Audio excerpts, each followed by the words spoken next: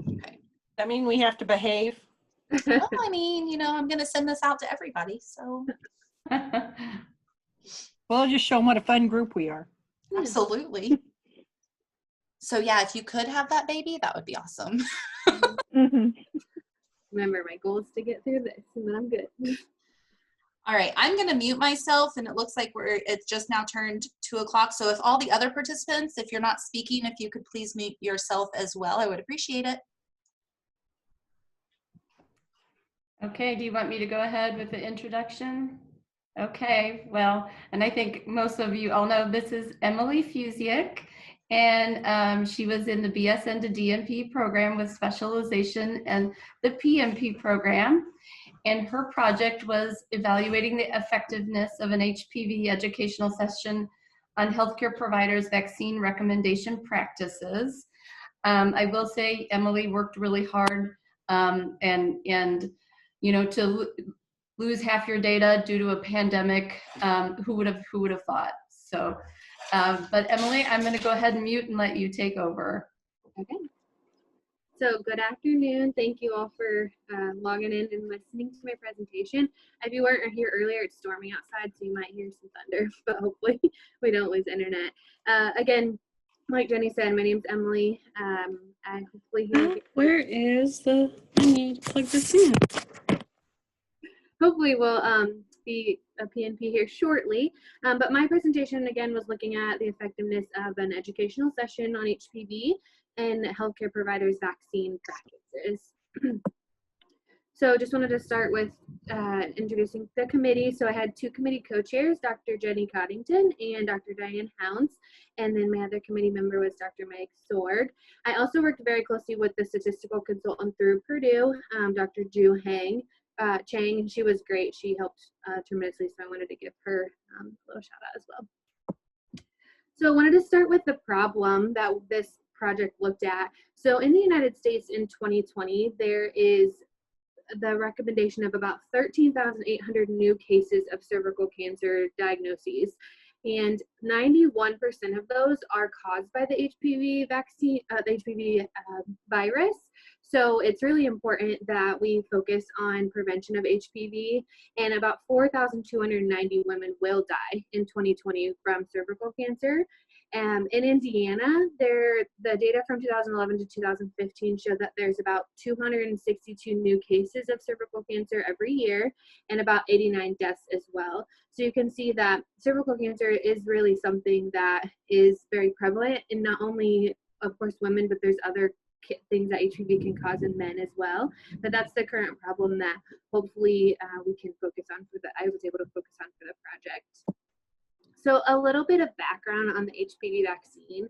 So HPV itself are pathogens that can cause cancers of the cervix, the vulva, the vagina, the anus, the penis, the mouth, and throat, as well as genital warts.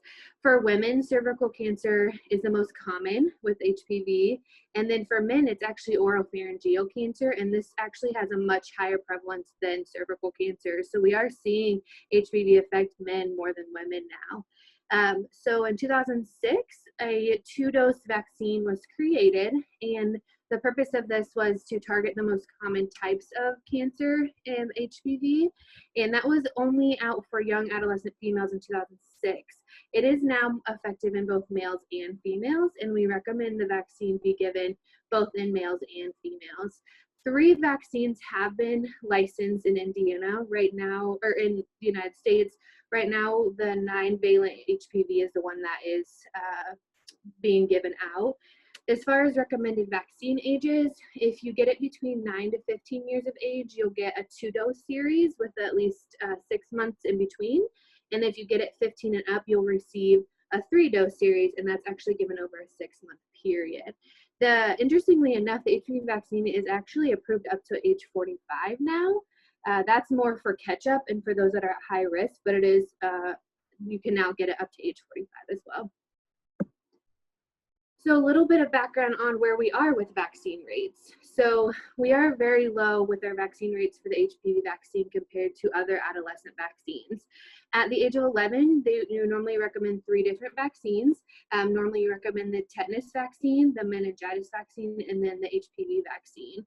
So these rates here were the most up-to-date from 2017, and you can see our HPV rates at 48.6%, and that's for those that are up-to-date, that have actually completed the series. And the tetanus is at 88.7, and the meningitis is at 88.5. So you can see there's a significant difference there, that we're doing really well with our other adolescent vaccines and struggling with our current HPV vaccines. Our Healthy People 2020 goal is 80% of age eligible adolescents receiving that vaccine. So we are, we're reaching those for tetanus and meningitis, and we're not for HPV. Data is showing, though, that we are increasing yearly with our HPV vaccine about 5.1%, but we're not nearly where we can be with the other vaccines. So some of the barriers that research has shown with the vaccination is lack of provider recommendation. So why aren't parents getting this vaccine? Why aren't children or adolescents accepting this vaccine? And one of the main reasons is because the provider's not recommending it in their office. The other main reason was lack of overall education on the vaccine. So there's a lot of stigmas that comes with HPV, and we'll discuss that in later slides, but that overall education is a huge barrier for vaccination in adolescents and their parents when they're deciding to choose to vaccinate. When it comes to what kind of barriers the providers are seeing when they are recommending, a lot of times they will see that the child's either not due for the vaccine or they're missing those opportunities in office. Sometimes they're worried about side effects from the vaccine, which a lot of research has shown is very minimal. And then, of course, that last one, which is fears that the vaccine would promote sexual activity. It's a huge stigma with the HPV vaccine, and a lot of times that's what we hear from parents, is that they think that if they get this vaccine for their child, then that allows them to not have sex. So there are a lot of stigmas related with that are barriers for providers when they're recommending it. So our current gap in knowledge, there's very minimal studies on the best practices that we can do for having providers recommend it in the best possible way. So really, we need more studies on what are the best ways for us as healthcare providers to really push the HPV vaccine and have parents feel comfortable doing, vaccinating their children. And then, of course, the effectiveness, like I'm looking at here, of an actual educational session on HPV recommendation practices. There's not a whole lot of research out there right now, so that was something I really wanted to strive for in this presentation. So as far as aims, there are a few. My primary aim was to assess the impact of an educational intervention to providers' recommendation strategies for the HPV vaccine. So I really wanted to see if giving an educational intervention would change the way that providers recommend the HPV vaccine. Secondary aims, of course, is to increase that overall HPV vaccine rate at those clinics that I was in. So if we're recommending it more in a better way, more people are going to hopefully choose to vaccinate. And another aim was to better equip healthcare providers with the information and the tools that they needed, that they could easily talk to parents and educate them when they had questions, and that could be passed on to patients and parents that are deciding to vaccinate. So on to the methods. My setting, so this happened at University Health Arnett in Lafayette. There were 4 clinics that participated in this. 3 of those were pediatric outpatient clinics. And in those 3 clinics, there were 10 pediatricians and 6 pediatric nurse practitioners. And then I also did a comparison with the family medicine clinic, because I thought it'd be interesting to kind of see if there was any differences there. And that was just one clinic with 7 family medicine physicians and 4 family nurse practitioners. For the study design, this was a quality improvement project done with the Plan, Do, Study, Act by Schuer and Deming. You can see there on the right kind of where I went with this. So for planning, we looked at literature review. I created the session and kind of assessed providers' practices. And then the Do is the intervention that I did, and I will talk about later. And then for study, we did some analysis. And then Act would be what our future direction is for this project. There are things that I looked at for outcome and process. So the first outcome measure would be your recommendation practices. So what are the providers doing to recommend the HPV vaccine?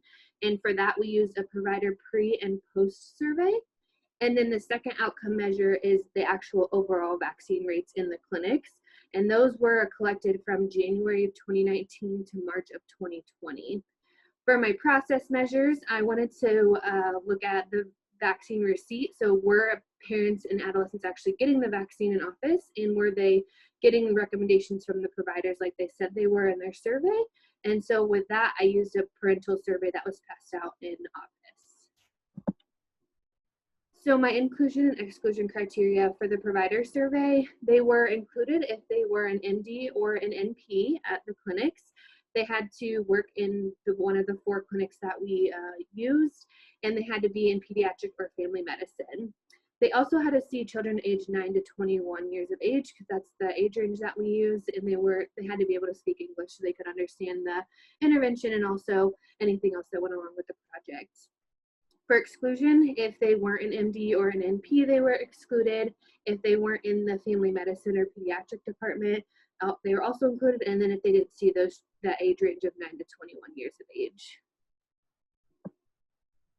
So pre-intervention, I wanted to assess the provider's current vaccine practices. So about 1 week prior to the intervention, I sent out this 8-question provider survey that I did create. There wasn't any surveys that were already out there, so that literature showed. So I did create this survey using mainly Likert scale.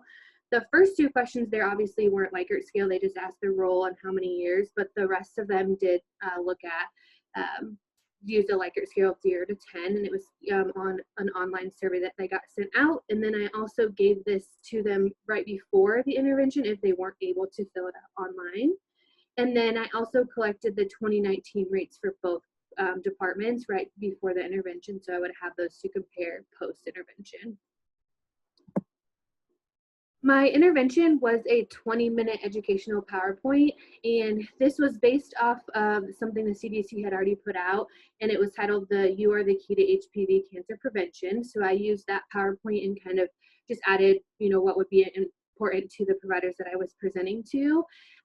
What was included in this was your effective HPV recommendation practices. So those being presumptive and participatory. So for example, a presumptive approach to recommending a vaccine is you're assuming the parent is ready to vaccinate. So one example would be, now that Sophia's 11, she's due for 3 vaccines today. Those will help her from infections caused by meningitis, HPV cancers, and tetanus. We will give those today. So that would be something a provider would say, and that would be a presumptive approach. A participatory approach is that you're assuming they're not necessarily ready to vaccinate. So an example of that would be, now that Sophia's 11 today, there are 2 vaccines that are required for school and 1 that's recommended. What do you feel like you would like to do with her vaccines today? So that gives the parents a little bit more of an area to question and not assume that they're ready to actually vaccinate. So those are the 2 things they really focused on in the presentation, as well as a bundled approach, meaning if you recommend them all at the same time, then more than likely the parents are going to, vaccinate with all 3 if you're recommending them at the same time. The PowerPoint also talked about ideas for concise responses, because a lot of times we were getting feedback that providers weren't comfortable educating them on certain questions that they had. So that was also part of the PowerPoint that was given to the providers. They also were given an informational packet with that PowerPoint and some resources from like the CDC and the Indiana Immunization Coalition to help with any other areas that they feel like they may need education in. So this intervention was done on January 17th in the pediatric clinic, and then February 7th in the family medicine clinic. So post-intervention, again, wanted to assess the receipt of vaccination in office, as well as any provider recommendation practices that they were doing. So this again was a question, a parental survey that I made as the researcher, and this was passed out in office by the staff who were educated by the researcher on who would be eligible. This included demographic data such as child's gender, ethnicity, household income, or education and income. It also asked about if they received the vaccine and what kind of recommendation they received, and also any type of education that they were given in office. So this, of course, was given to parents. They had to be a parent that had to be 18 and older in the office, and that was to help assess that receipt of vaccination in office. Post-intervention, we then again reassess provider vaccine practices. So the same pre-survey that was given was also given post. Now, because of the pandemic, and I will talk a lot about that in future slides, but I was able to send this out in March when the pandemic really started shutting down the clinics, and then I did again send it in May to see if I could get more response, because in March we didn't have much response. And then I did gather the overall vaccine rates for 2020 from January to March. We did get some April data, but again, with the pandemic, it wasn't anything that we could use. And then post-intervention did some analysis, again, with the statistical consult from Purdue University. And we used SPSS to do analysis, and we were able to run an independent sample t-test for some of the data, and then a lot of the data we were able to run some chi-square tests as well. Okay, so now I'm gonna go into the results. So here are my characteristics of what I got back from my survey. So this first top graph here is the provider survey. So the pre-survey that was given in January, we saw 17 total providers participate in this. Obviously, we saw a bigger number from the pediatric side.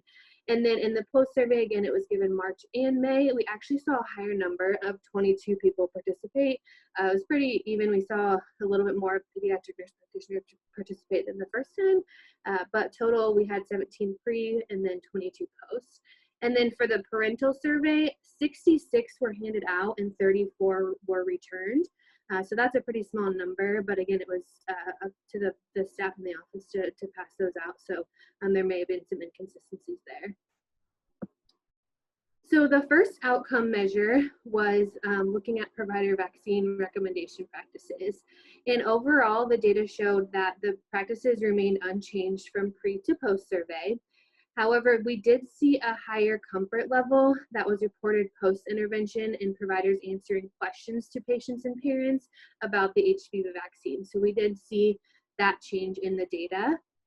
This is just a table of the questions that were asked. So of course, you can see there on the left are your questions, similar to, do you recommend the vaccine? Do you use presumptive statements, as I mentioned? Do you use a bundled approach? Do you use a participatory statements? And how comfortable are you? So over on the right, it tells you how many responded, and then in the parentheses is the average Likert scale response. So for all of them, we saw actually a decrease. Now the fourth one down, the participatory statement, it was actually a negative question. So we actually don't want them to use participatory statements. So that's why you see that increase.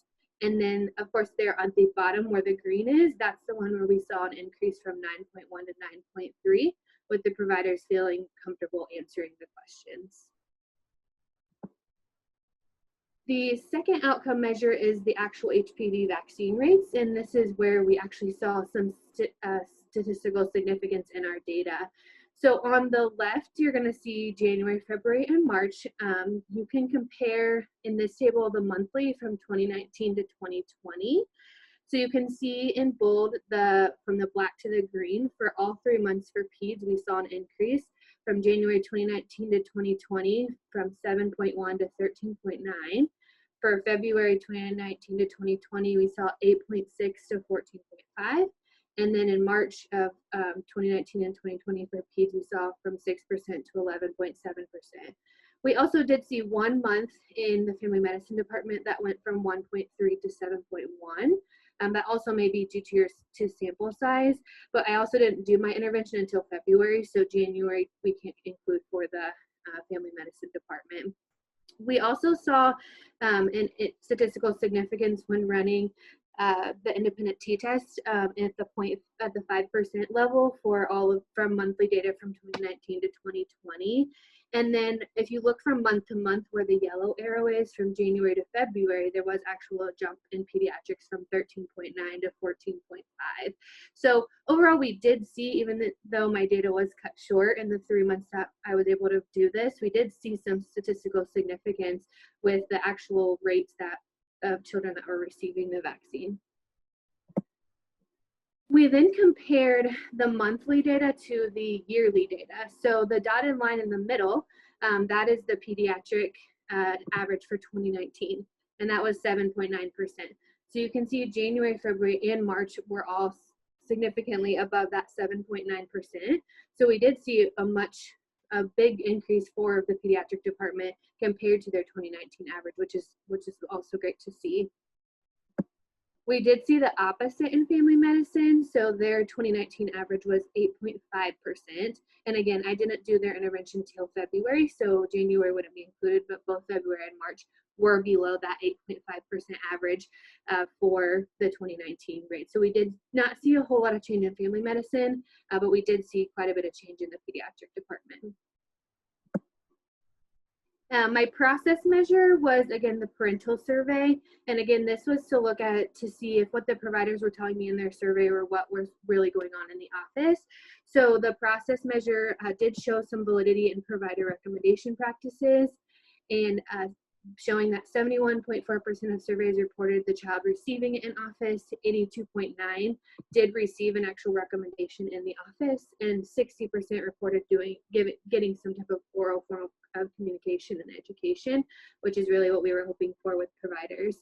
When running the chi-squared test, there was no statistical significance when linking your demographic features such as your age, your gender, to vaccine acceptance. One caveat with that is we didn't see any significance with males and females, which is good because we would like for both males and females to receive the vaccine.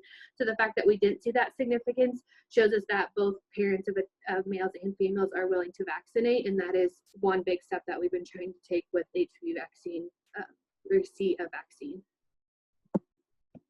So research that I did does show that an educational session like mine can be effective in improving overall vaccine rates. Unfortunately for me, I didn't see the expected outcome that I really would like to see with the vaccine practices for this project. A lot of this could potentially be due to the pandemic. Some of the impacts I saw from the pandemic, obviously this hit about March-ish time, so there's potentially not enough time for providers to change their practices. If I presented this to them in January, late January, early February, they really just didn't have enough time to change those practices because it takes time to do that. And I think there was definitely a change in the type of patients that we're seeing. This office actually went to not seeing anyone in office for a while except for newborns. There was definitely a decrease in the age eligible patients that were in office, so that made a huge change. And then there was also lack of timely response with the COVID pandemic because the providers just weren't in office. So it was definitely not the outcome I would have hoped to observe, but we did see an overall vaccine rate in the pediatric clinics despite the pandemic. So this really does show the possibility of helping increase not only the vaccine rates, but other vaccine rates that we're also now starting to see decrease with the pandemic that's going on. So moving into the implications. So for systems, in times of crisis such as the pandemic, there's increased pressure on the healthcare resources that we need to not only treat those with the pandemic, but make sure the resources are allocated to where they need to be. So systems really rely on preventative measures such as vaccines to sustain their system and to reduce that resource utilization. So if we're able to get more people to be vaccinated and not end up getting the cancer or the general wards, that's just going to help with making sure the resources that the hospital needs, especially during times like this, are utilized in the best way possible. For patients, of course, it helps prevent infections and disease complications, and it can decrease the financial burden. If a patient were to get cancer, obviously there's a huge financial burden with that. Interestingly enough, past high vaccine rates have kind of masked the dangers of once prevalent communicable diseases. So parents really haven't had much of an opportunity to see what happens when there are communicable diseases in the system. So really it's hard to push vaccines right now when that's being masked and we're doing so good. But the goal of vaccines is to kind of not have those communicable diseases and keep healthy people out of the system if possible. So I think now that we're starting to see these decreases, we may see some of these communicable diseases come back, and that's unfortunate, but that's why it's so important to be pushing the importance of vaccines, especially ones that can prevent cancer and other diseases. For policy, as most of you know, there are current vaccine requirements in most schools, daycares, and universities. For the adolescent vaccines, the Tdap and the meningitis are required, but the HPV is not required in those. A lot of this is due to concerns about the safety of the drug, the cost of a program, an immunization program with HPV, and also, again, the parental rights to refuse and the stigmas that go with it. This, provides an opportunity for states to pass legislation to improve education awareness and overall access. During this time here at Purdue, I spoke to a lot of legislators at the state level and the national level, and they really don't feel like it's something that HPV is ever going to be required in schools. It's just not something that they see in the future, but they do have the opportunity to pass this legislation. We in Indiana have done that. The House Enrolled Act number 1278 was passed in April of 2017. And what that did was it required the Indiana legislation and the State Department of Health to set up a strategic plan to identify barriers to prevention, screening, and treatment. And it's an amazing document. If any of you haven't seen it, I can send it on to you, but it's a huge document that has goals and how we can meet those goals to get people up to at least 80% vaccinated adolescents in Indiana. So this, again, opportunity for lots of states to do that. I will tell you, Rhode Island does require it for schools right now. They're the only state. And then Virginia and the District of Columbia does require it for public schools if you're female. So there are 3 states that have required it. And there are 24 states, including Indiana, that have introduced and enacted legislation. But that does provide a lot of room for other states to also start considering that legislation in their state as well.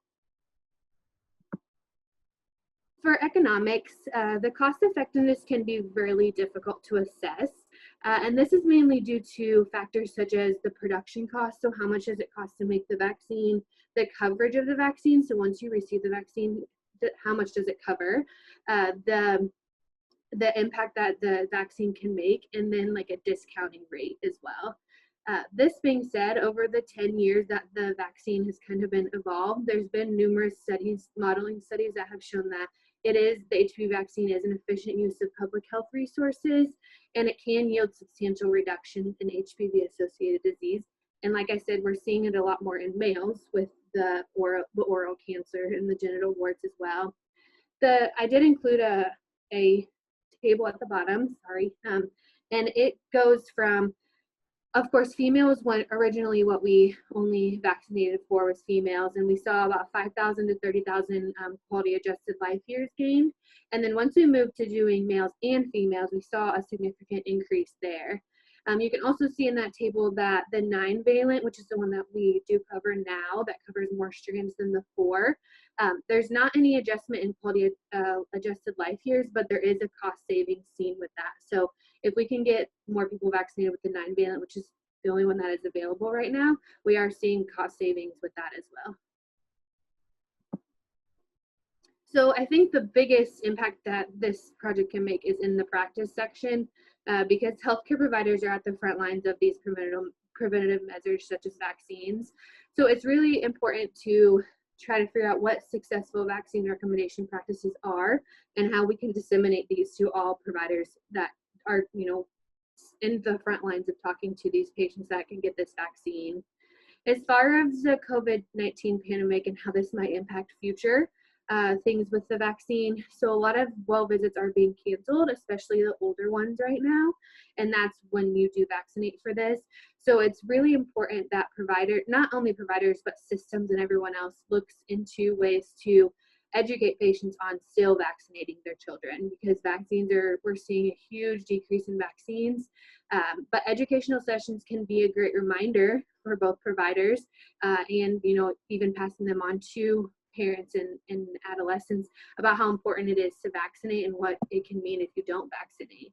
So I think our importance is really focusing on not necessarily seeing them in office, but how can we get them if we're not able to see them in office with all that's going on with the pandemic. So limitations, as I've mentioned, COVID-19 was the main restriction with the time frame. I was only able to get data from about January to March because of everything that happened with the providers not being in office and then them not bringing in the patients that are receiving this HPV vaccine. So that was a huge restriction. There was also, we saw a change from the pre to post survey, and we saw more actually post survey, and that could have been due to the pandemic, because actually more people were available via email to take that survey post.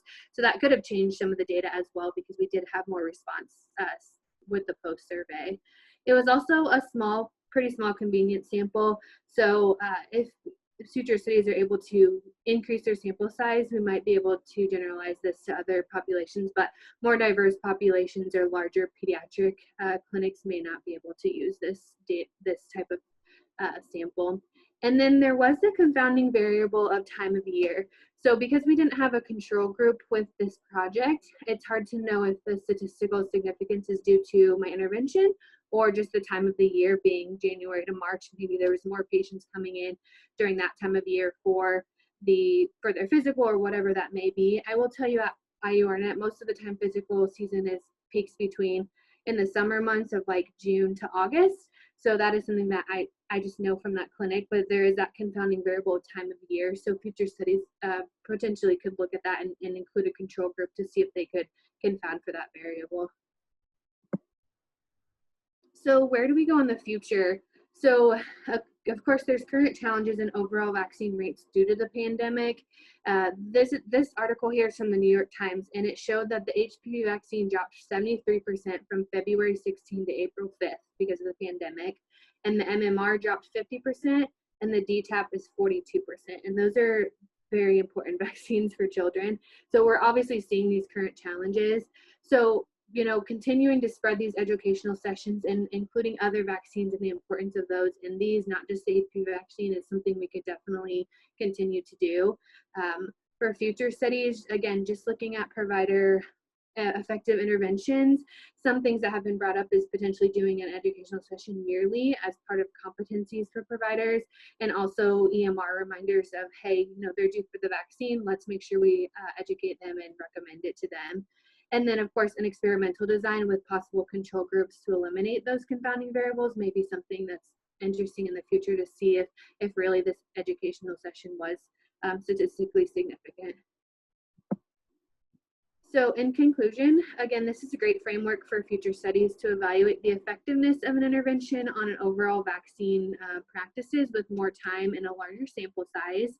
Preliminary evidence did show that this intervention can benefit adolescents' well-being, decreasing morbidity and mortality from cancer, and increase the overall vaccine rate as well.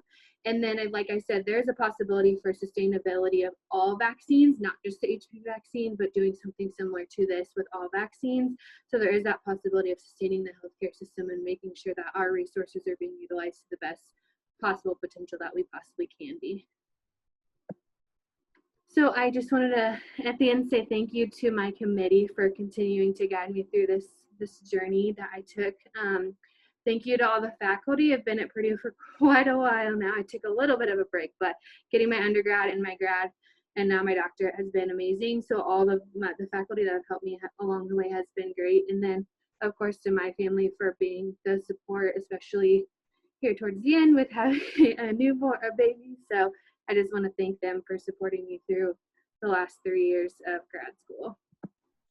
And then I'll take questions here, my references. Can I open up any questions you may have?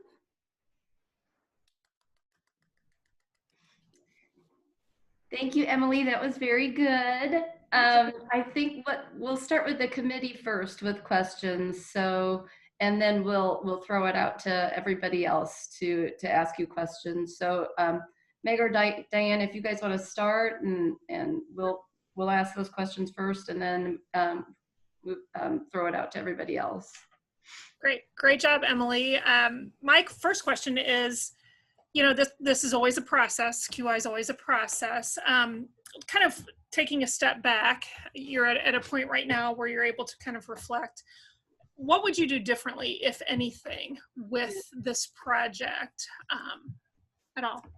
Yeah, so I think, of course, the pandemic, there's nothing we could do about that. But even when we met with the statistical consultant, I definitely think, so for my pre and post survey, there's definitely hard to see if there's any change there with not having an identifier. So we weren't able to know, like, did so-and-so doctor take the pre and the post. So I definitely would have had some type of identifier to see if our pre and post were statistically significant. And that's definitely a big change I would make in this project. And moving forward, if I'm hoping to present this stuff to IU, and maybe they'll, continue to present it, but maybe there is that opportunity to have, that identifier and really have a longer time frame to collect data to see if those things would change.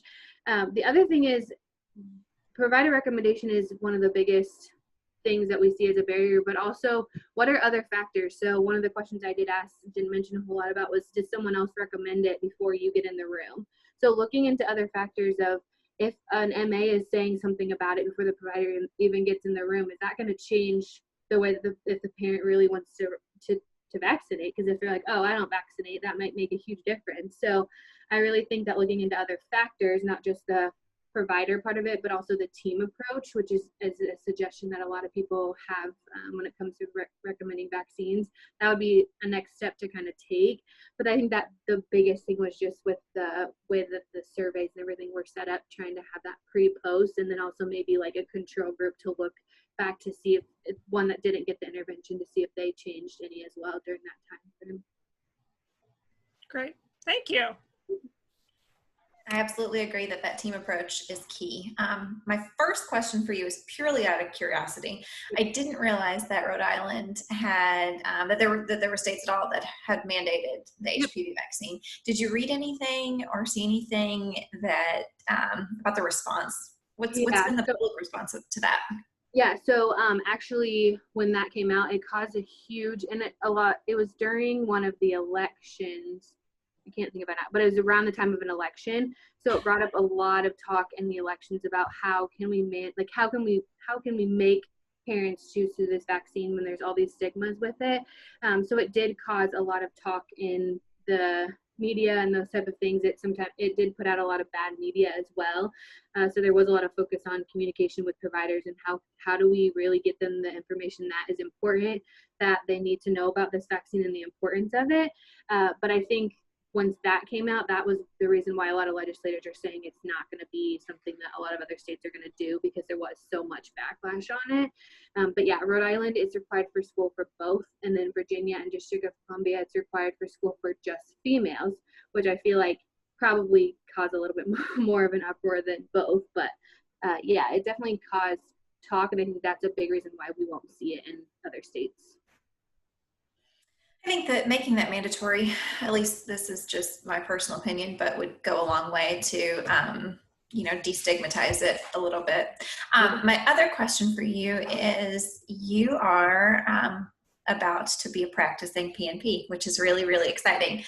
How are you planning to take what you have learned through this project and put that into practice as you're going to be the provider recommending this vaccine to your patients? Yeah. So interestingly enough, as I was doing this project, I, of course, was doing clinical hours. So I would watch how providers recommended it. And it was really interesting to see the difference in clinics. So one of the things that when I followed Jenny in her clinic, they look at vaccines at every visit. And if it's a sick visit, it's a well visit, whatever it is, they always look at vaccines and talk about vaccines. And that's not something that's done in the clinic that at IU. So I think there are a lot of things that I learned that I want to include in my practice, and making sure that I'm looking at all the vaccines and recommending at every visit. But especially being a pediatric nurse practitioner, immunizations are really important. And it really comes down to you making that, being strong, that strong bond with your parents in the adolescent, and having them trust you, that you know what you're talking about, and knowing so much about this topic. It's definitely something I want to push in the clinic that I do get hired on, potentially maybe IU. And it's definitely something I want to continue to educate providers on in whatever situation or whatever setting I may be in. But I know the importance of it, and I know how to really, educate parents and how to really get them to want to vaccinate. And with that, I really want to make sure I pass that on to my colleagues and anyone else that's interested in listening, because this project really has taught me a lot about how to properly recommend and how to answer questions. And if you don't know a question, make sure you're getting the answer for the patient and the family in the right proper way. But vaccinations are just such an important part of the population.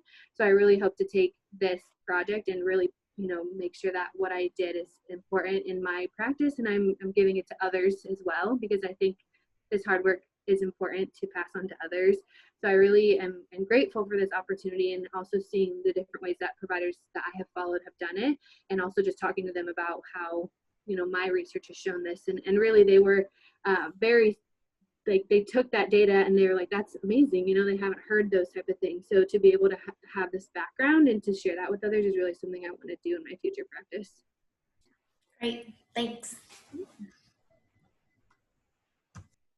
Okay, I have a couple questions to Emily, and it's somewhat along the lines of what Meg asked you, but after graduation, do you see yourself, this is the first question, but do you see yourself continuing with this research project? Because we were kind of just cut short on it.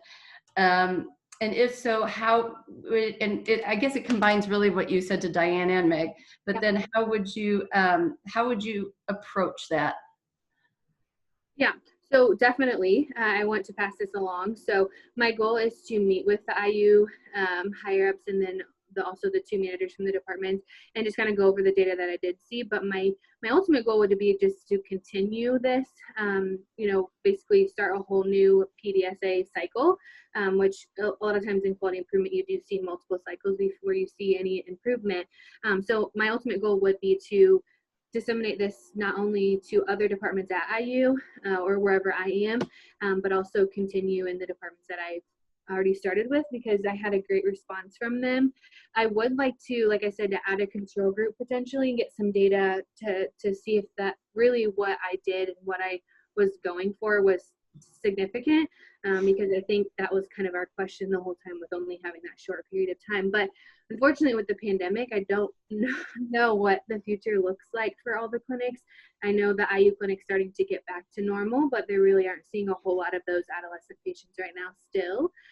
So that may be a challenge. But again, like I said, I really would love to disseminate this with other vaccines. So the fact that MMR and DTaP are low right now, that's significant. That's huge. We're talking about whooping cough with babies and tetanus. So if I could use this for other vaccines as well during this pandemic time, I think that would be a great resource, a great use of what I've done and what I've put into this project to help to increase those rates substantially, not just for HPV. So unfortunately, I don't know what it looks like for HPV. That might be something that I look into in a year or so, but I would love to, use this, what I've done, to help with other vaccines that we're seeing that are decreasing during the pandemic. But I would love to continue it at IU and see if maybe we can get some more time, maybe more providers, more departments, to see what we really could, if we could see some recommendation practices, because that was my ultimate goal, was to see if they could change the way that they're recommending it. Yeah, I think it's a shame what has happened with COVID at how quickly vaccine rates went down. Yeah. Given they are the cornerstone of what we do in pediatrics to prevent disease and keep children healthy. Yeah. The other question I have is, you've kind of gone through this journey now. With your graduate program and your doctorate. So what recommendations would you have for future DNP students who are just getting ready to get into their projects? Do you have any recommendations for those students that are coming in now? Yeah, so one of the big recommendations that I actually just figured out and participated in a couple of weeks ago was that statistic consult with Purdue. So I know there is we have a statistic person for the School of Nursing, so that's great to have, but there is a consult department through the statistics department at Purdue that you can email them, let them know where you are in your project, and they will meet with you before your project, and they can kind of go through what you're looking at, what kind of things you're trying to, as far as like surveys, what kind of data you're trying to get, and they can give you some great feedback on things you could potentially do before you even start your project. So I really wish I would have. Sorry.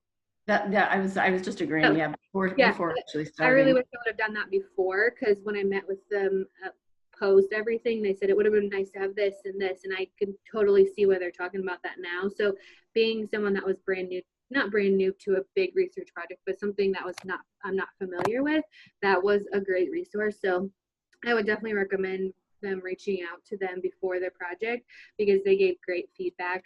And then again, post, because that's why they're there and they can help you with that type of stuff. But also, to me, all the classes that we took leading up to this project really have helped. You don't understand really what it's doing until you get into the project, but really pay attention in those classes, in the research classes and in the policy class. I learned so much in the policy class that when I got to this point, I was like, this makes complete sense. So all of those things combined really led me to where I'm at right now, and I feel very confident in what I did. But those classes really do bring you to where you need to be, and Purdue has a great program. So just really putting all you can into those classes and learning as you can through that time frame is really something I would recommend to all new DNPs, because they really are going to put you where you need to be when you get here. And I promise you, at one point you're like, there's no way I'm going to get there, but you will. And it really helped me feel comfortable with, talking about systems and policy and economics and practice. And those things really brought me to where I am. So just focusing on those studies during those first couple years are really important as well. Okay, thank you. Yeah, you did a great job, Emily. So I'm going to just kind of throw things out right now to everybody else. If anybody has any questions for Emily.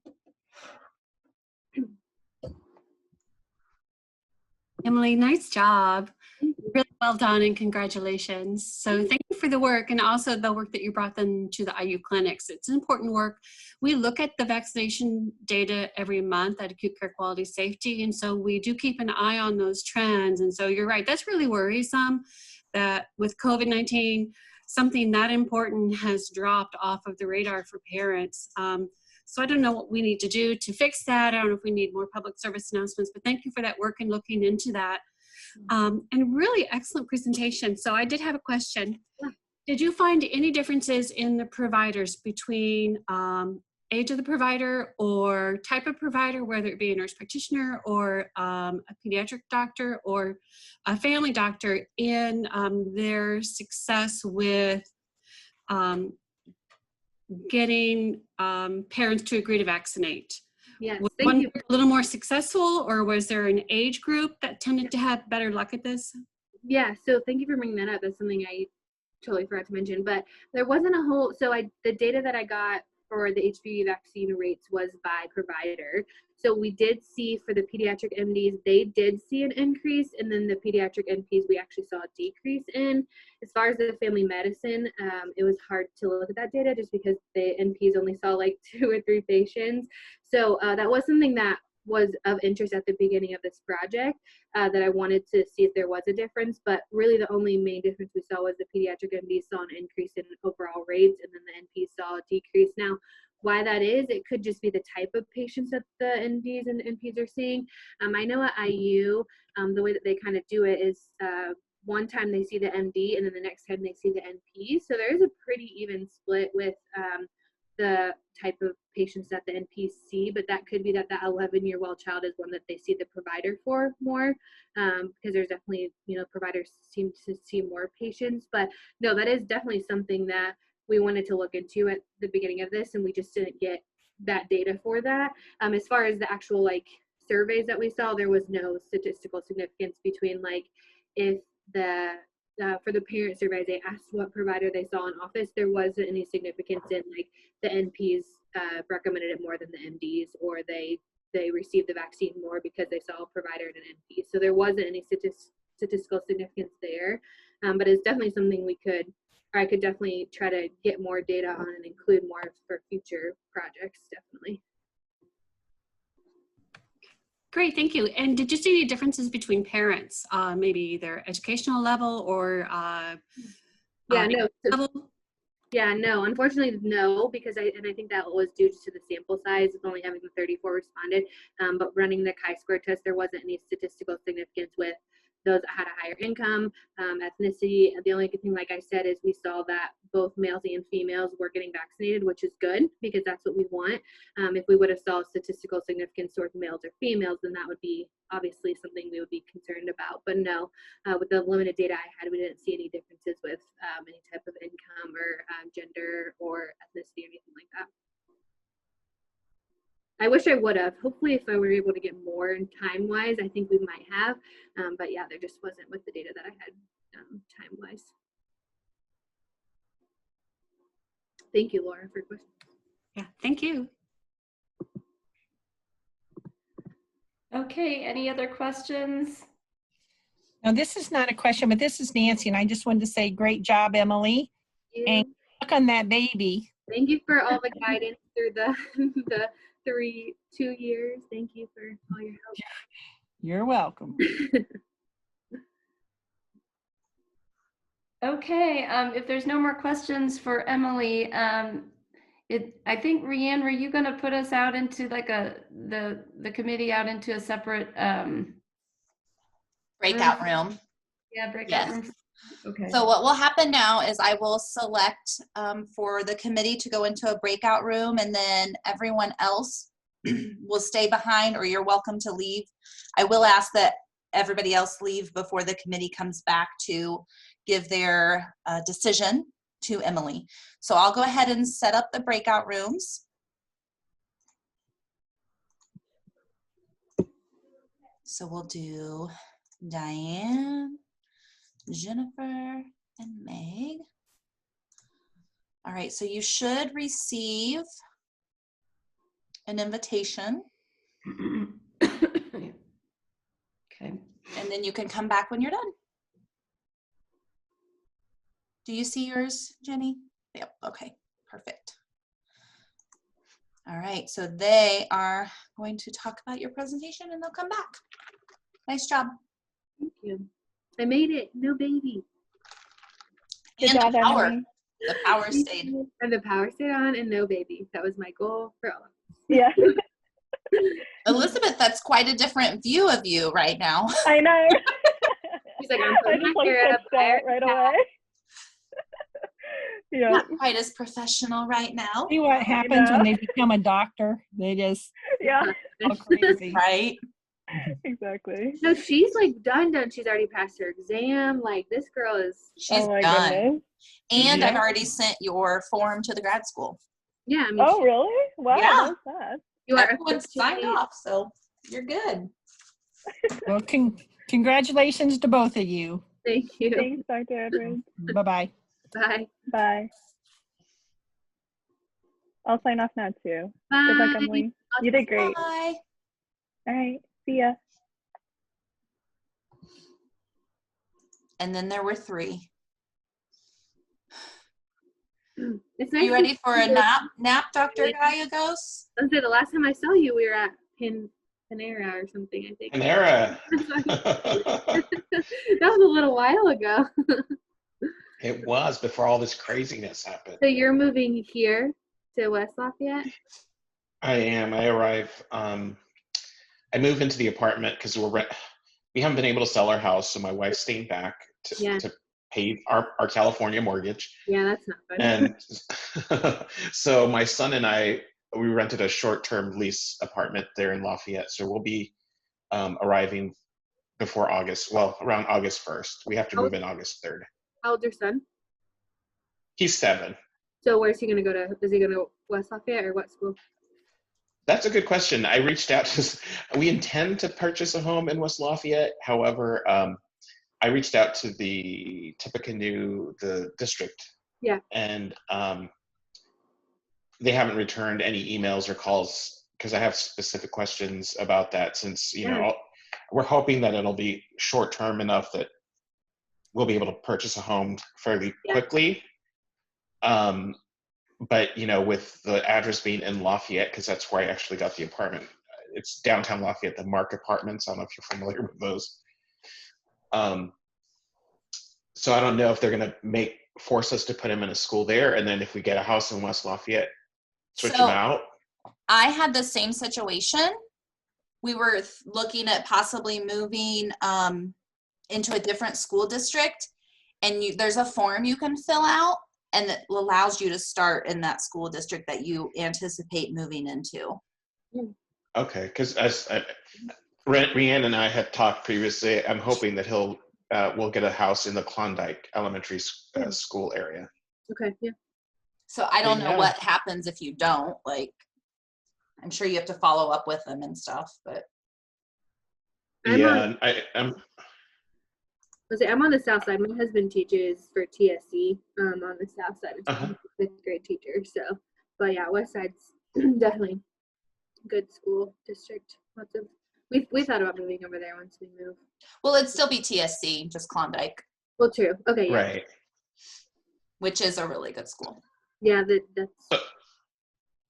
So Emily, are you staying around? You're in Lafayette, West Lafayette for a while at least. So yeah, I'm from here. So I'm okay. McCutcheon, which is part of TSC, for high school, and then met my husband. He went to the local Catholic school, and then we both went to Purdue, and then so we're both still here. He teaches, and then my hope is to stay here. So probably potentially your child may go to IU or not if that's where you guys choose to do. But that's where I applied, and I should hopefully hear back in the next couple of weeks from them. So. Oh, That's awesome. it looks like they're already coming back. Let's see. Still waiting on. Did the others get lost, Diane? No, They're here. Oh, that's a silly arrow. I'm sorry. Okay, I don't see Meg. she's here. Oh, okay. I don't know why I know. I'm not the only one. You're down a few. Use the arrow. Okay. Yeah. All right. Well, Emily, congratulations, Dr. Fusiek. Oh, Yay. So congratulations on finishing your project and graduating. You did a great job. Thanks.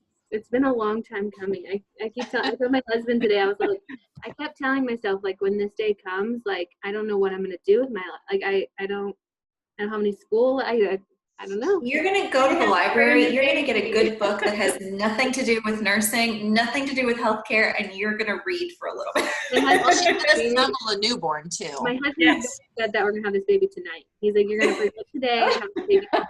You need a little break. I know. Like, I need nothing. I told Diane and Meg, we'll give you a little break, and then we'll come back to getting you published after. Okay.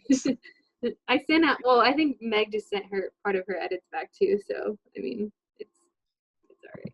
I'm not working now anyway. But thank you all for your guidance and help. And it's been a long time, and I appreciate you guys getting me here. Definitely couldn't have done it without you guys. So. Well, you did a great job. Did a great job. And I always called this the PTSD, the post DNP PTSD. You'll know what I'm saying in like 6 months. You'll experience it. And if you need some help, just text me. Like, I'm gonna have to. Like, what should I be researching? What should I be doing for homework right now? Like, there's something that You'll wake up in the middle of the night in a sweat, thinking you forgot something. I forgot to turn something in. Yeah. Well, now I have to pass my boards. That's my next. So I don't really get much of a break. I have to do that. So. When is that? Well, the PNCB doesn't let you sit until you fully graduate and you have your transcript over. So that will I'm hoping that I would be able to like schedule my test at the end of August, like that I'll get it to schedule in the end of August. So I'm hoping like early September, but I don't know with all the stuff going on what the availability is. But my goal is to start now studying so that way as soon as they let me take it, I can take it. So and not wait. But you make sure you take some time and enjoy that baby and just focus on baby for a little bit too. Yeah, I know. But yeah, hopefully I will hear back from IU in the next couple weeks about the PNP job. They emailed me Thursday that they were done interviewing. They were going to make their decision soon. So hopefully I get that good news soon too. Good. That would be awesome. Congratulations. The committee, you have the GS Form 20. So if you could pass that around your group and get it back to me, I'll send it over, and that way we'll have that done. Okay. Yeah, and we have other forms too, Emily, and some for you to sign, like as far as authorization for publication and stuff like that. But we can probably get those signed when we sit down to submit. Okay. I don't. I downloaded the ones that I found online and signed, or at least saved them, so I have them. So yeah, I think I know what you're talking about.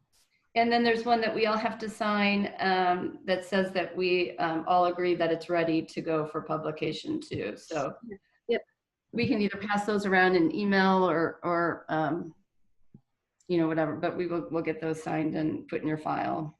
Meg, I want you to use your squiggly line signature.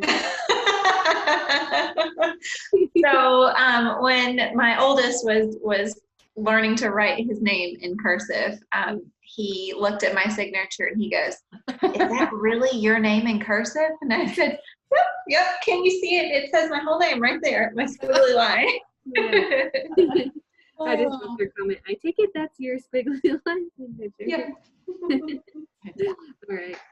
So Rianne, on that form, isn't there just a button we push to sign it? Yeah, on the Adobe, if you click in the top right, it says like fill in and sign or something, and then Okay. you The last time I did this, it took me like a half hour to figure it out. yeah, if you need help, let me know. Okay. All right. All right. Anything else, ladies? And I think, nope, he left. So, Yep. Well, go celebrate, Emily. yes, congratulations, Emily. Congratulations. Good luck. Keep us posted about the baby. Yeah, let us know. Yes, let us know when. I go Thursday, so we'll see what's going on there. But I don't feel anything right now, so it'll probably be a while. Couple weeks. You know what? That's what I said at 7 p.m.